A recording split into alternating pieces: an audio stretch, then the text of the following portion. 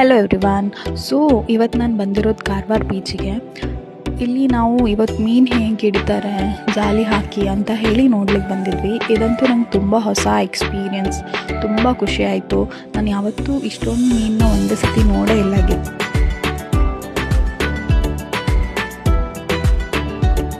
ಸ್ಟಾರ್ಟಿಂಗಲ್ಲಿ ನಾನು ಅಂದ್ಕೊಂಡೆ ಚಿಕ್ಕ ಚಿಕ್ಕ ಮೀನೇನೋ ಅಷ್ಟೇ ಸಿಗೋದು ಅಂತ ಹೇಳಿ, ಬಟ್ ಇಲ್ಲ, ನೋಡ್ತಾ ಇದ್ದಾಗ ನಮ್ಗೆ ತುಂಬ ಬೇರೆ ಬೇರೆ ಮೀನು ಕೂಡ ಸಿಕ್ತು. ದೊಡ್ಡ ದೊಡ್ಡ ಪ್ರಾನ್ಸ್ ಕೂಡ ನೋಡಿದ್ವಿ.